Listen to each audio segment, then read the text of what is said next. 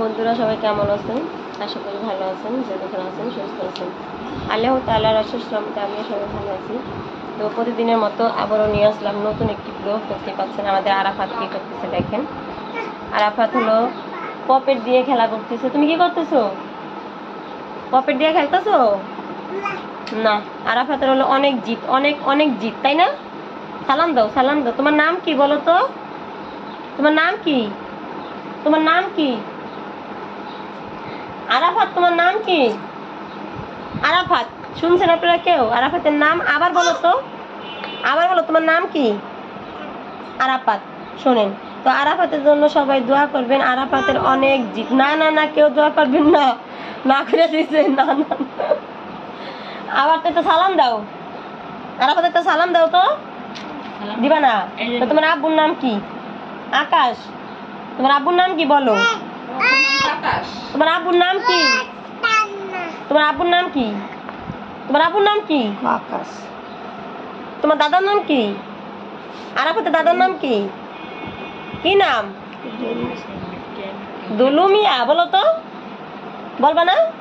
তো সে হলো শরম পায়, তার দাদার নাম বলবে না, বাবার নামও বলবে না। তার নাম হচ্ছে আরাফাত। তো অনেক জিদি,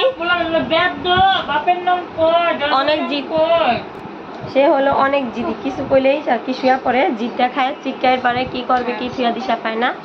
তো সকলেই আমাদের জন্য, সবার জন্য, আমার ফ্যামিলির জন্য দোয়া করবেন, যাতে সবাই সুন্দরভাবে সুস্থভাবে থাকতে পারে, আর সবার মন মেজাজ সবসময় ঠান্ডা থাকে, গরম যাতে চড়া না হয়ে ওঠে।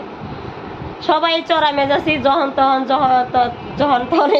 কেউ মেজাজ গরম হয়ে যায়, মানে কে কি বলবে ঠিক পায় না, বুঝছেন? তা আপনাদের মেজাজ কেমন তাও আমি অবশ্যই কমেন্টে জানাবেন, যে আপনাদের মেজাজ কি আমাদের মতো কি বেশি গরম না ঠান্ডা। তো আর কি বলবো, আজকের ব্লগে কি আছে তা অবশ্যই দেখবেন, আর আমাদের জন্য সবাই দোয়া করবেন বেশি বেশি করে।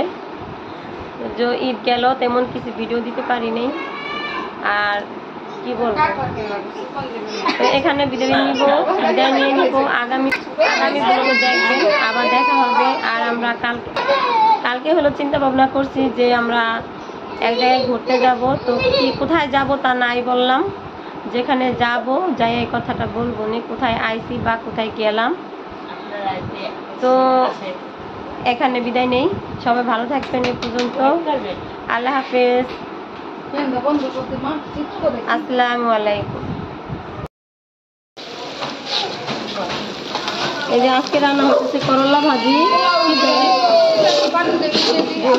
ইলিশ মাছ, ইলিশ মাছ। মাছটা আগে লবণ দেয়,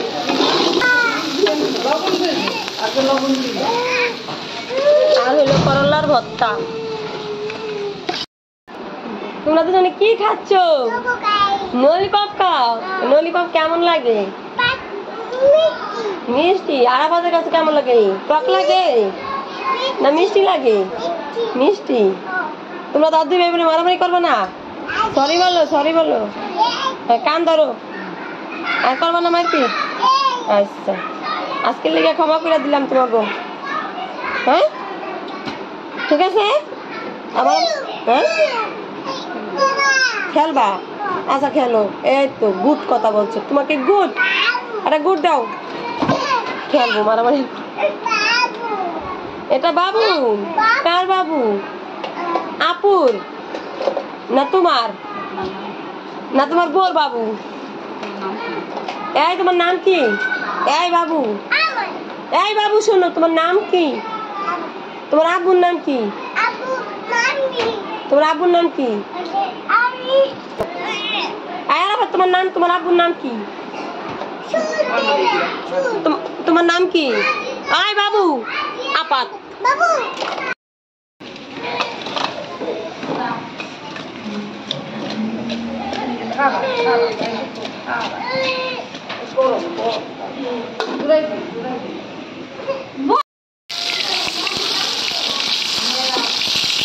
কিছুটা মরিচ নিয়ে নিছি, কারণ এখানে পেঁয়াজ দিছি।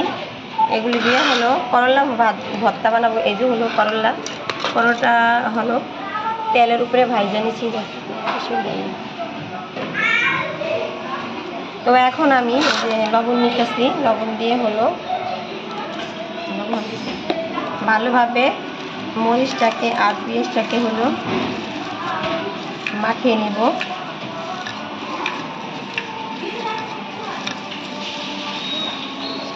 তো পাকা করলা হলো সিদ্ধ করে বা তেলের উপরে ভেজে ভর্তা বানালে গরম ভাতটা খেতে অনেক মজা লাগে বা টেস্ট লাগে, যে যেটা বলে।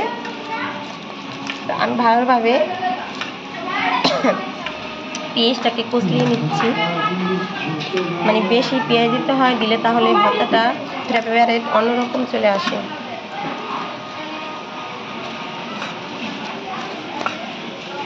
তো অনেক দিন যাবতেই ভাবতেছি করলা ভর্তা খাবো, কিন্তু খাওয়া হয় না। বাড়িতে হলো আমার করলা পেকে গেছে, তো আমি ভর্তা বানাই নাই, রোজার মাস একা একা, তার জন্য আমার পাশে এক যা আছে তাকে দিয়ে দিচ্ছি। তো তারা হলো করলা ভর্তা অনেক মজা করে খায় আর অনেক ভালো হয়।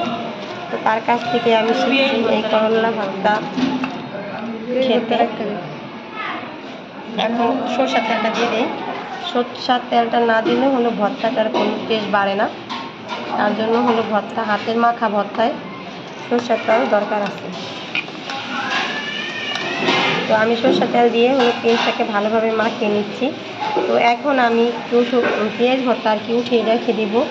তো আলাদা পেঁয়াজ ভর্তা খেতেও অনেক কিন্তু মজা, যে খাননি সে বুঝেন না, আর যে খাইছেন সে তো বুঝেন। তো যে না খাইছেন সে খাবেন, তাহলে বুঝতে পারবেন যে করলা ভর্তা বা পেঁয়াজ ভর্তা কতটা মজা। করলাটা আয়তো সিদ্ধ ভালো লাগছে, আগে পানি দিয়ে ডেকে দাও। করলা ভর্তা অতটা সিদ্ধ হয়নি, প্রথমে পানি দিয়ে ডেকে দিচ্ছি। এদের সিদ্ধ লাগে। পানি দেওয়া লাগবে, পানি দিয়ে লবণ দিয়া কিটা দিয়া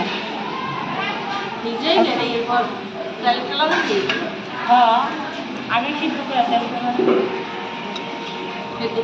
মানে পাকা হয়ে গেছে, আর যদি কাঁচা হয়ে তেলের উপরে বাইরে সব কিছু সিদ্ধ হয়ে যায় না, এরও সিদ্ধ হয়ে গেছে।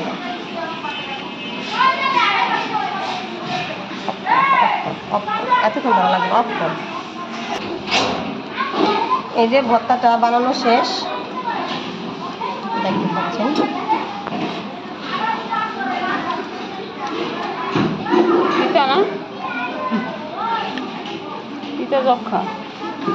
যখন এটা লাগবে হয় না, এই যে ভালো করে ভাজা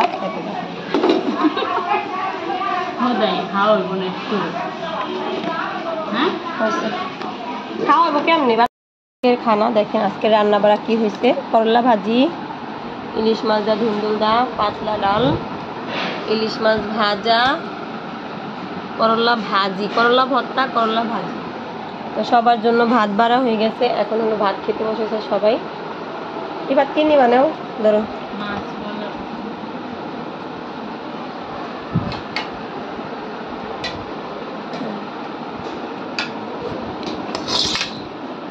শাশুড়ি ভাত খেতে বসে গেছে। মুখটা দেখাই। কালকে তারা ঘুরতে যাইবো, জানেন কোথায়? কোন যাইবো না পরে তার লেগে দেন না খুশি খুশি মনটা। বুঝি না, আমি আজকে টাকা হেলাইছি। টাকা আর হেলাইছে 1000, বুঝছেন? টাকা হয়ে গেছে বেশি আমার শাশুড়ি, তার লেগে টাকা রাস্তার বেড়া কয় রাস্তায় থাকুক। এত টাকা যদি লোকে থাকে তা কেমন হইব কম দিহি? তাহলে রাস্তায় পড়ে গেছে।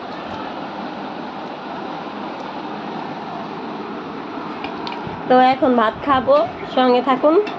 আর যে ভাত খান নাই খাইয়া নেন। এসব জন্য আমি হলো দূর দেশে, এখন আপনাদের দাওয়াত করে যাইব না যে ভাত খাইতে কমু, ভাত খাইবে না। ভাত খাইতেছেন কি দিয়া? করলা ভর্তা। করলা ভর্তা কেমন লাগে? মজাই লাগে। মজাই লাগে। আর গরম খান নাই এই ভর্তা? খাইছি। খাইছেন? আমি মনে হচ্ছে আজকে প্রথমই খাইলেন। না, আরো খাইছি। তো আমার শাশুড়ি এই নিয়ে বোনায় 3বার খাইছে এই ভর্তা, বুঝছেন? তো ভর্তার মজাটা ভালোই লাগে, খাইয়েন আপনারা বানায়। কি নিবা? গরম ভাত দেখায় না আপনারা, ঠান্ডা ভাত দেখায় না, আমি ঠান্ডা ভাত দেখাইতে। গরম ভাতে খাইলে আর কি মজাটা বেশি বোঝা যায় যে কেমন লাগে। তিতা লাগবো না। তিতা লাগবে না, আর ভালো করে ভাইজা নিলে তিতা লাগবেই না, একটু ভালোভাবে ভাজা লাগে, এটা সিদ্ধ হয় ভালোভাবে।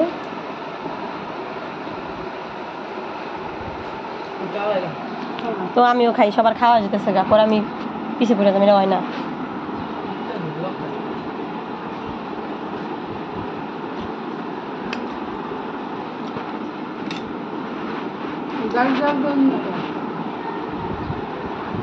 ভাজি আর ভর্তা একসাথে নিয়ে নিলাম।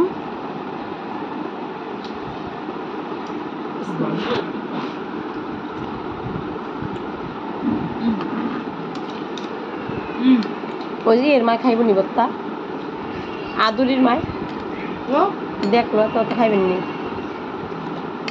অত খাইবেন না।